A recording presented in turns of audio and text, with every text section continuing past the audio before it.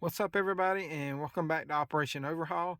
Today I'm sitting inside of a 2006 Hyundai Azera, and we're going to be changing the clock spring on this. So if you would, stick with me and chime on. We have already disconnected the battery on this outside. I took the negative and positive post off the battery. But you need to do this because in these airbags, they will hold power still in case you get into a car wreck, and it will still deploy the airbag, which is like a safety feature in case you cut a wire or something like that where it loses power to the actual car. But you need to disconnect the battery for at least 15 minutes because they can hold power for 15 to 20 minutes and a capacitor.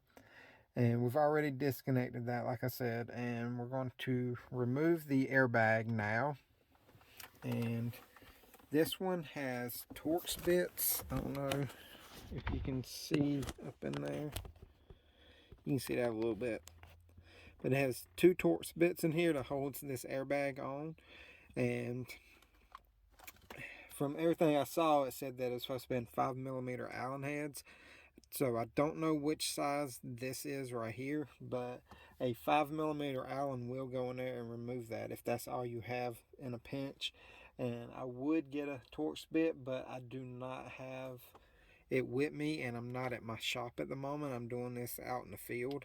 So what I'm going to do is use a 5mm Allen socket, and we're going to see if that'll pull them out.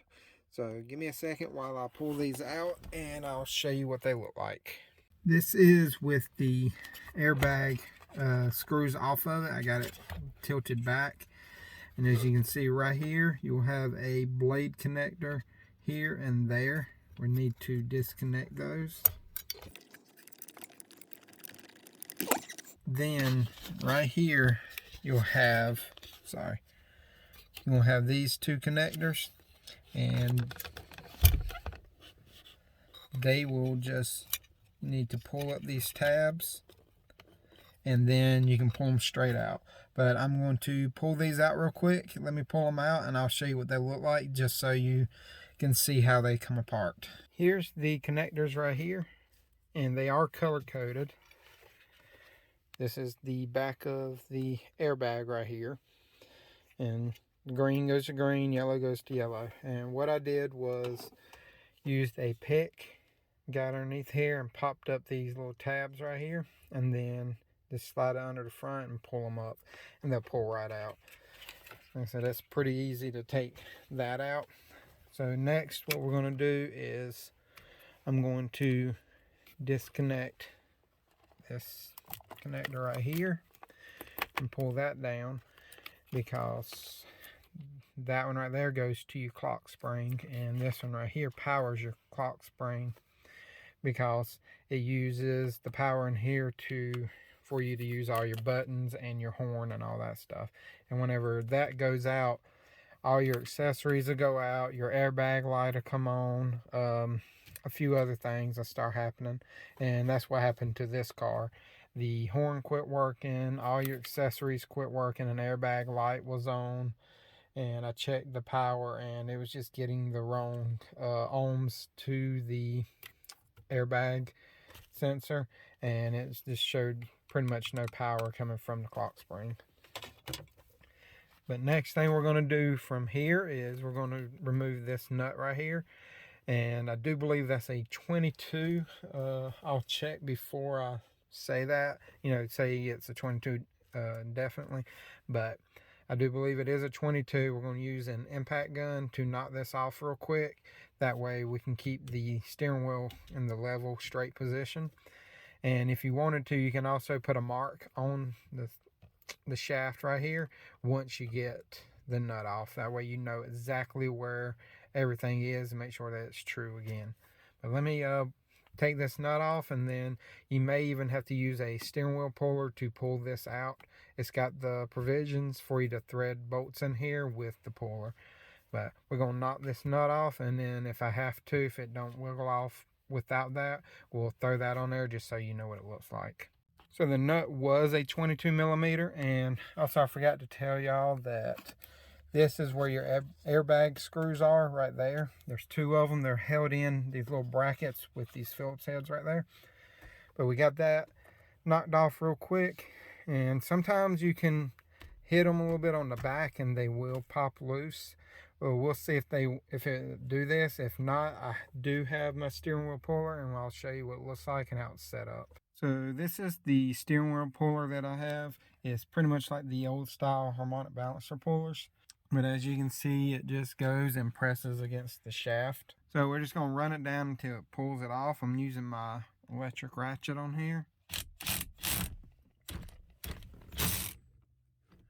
As you can see, it popped it loose already. And I'm going to pull it out real quick. And there's the clock spring. And here's the steering wheel. Now what we got to do is take this plastic cover off right here. And this should be like two, I think, Phillips head screws on the bottom that go in and thread through the top. On the bottom piece, there are 3 screws on here. I didn't see the third hole right there, but there's 2 in the front and 1 in the back.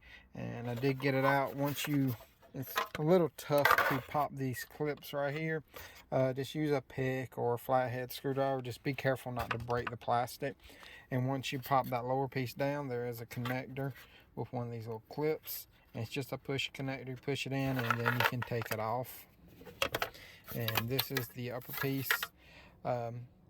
Just lower your steering wheel down a little bit so you can get this back piece out. I forgot to mention that in the beginning also.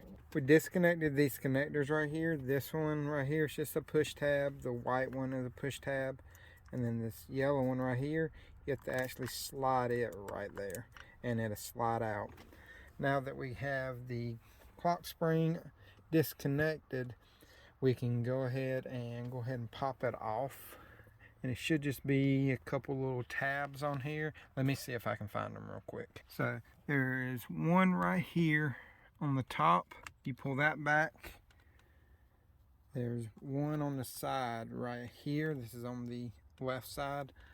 And then on the right side, there's another one right there. You push down on them and pull straight back. And that's pretty much taking your clock spring off. I do have the new one, and I'll show you the part number. Hold on one second. This is the new one right here. This one did come from Hyundai itself. And that is the part number right there. It's 93490-3L001. And this is the clock spring. Like I said, it has, I'll show you the clips on it better right here. There should be a metal one on the top, and then 2 of them on the sides that look like that right there.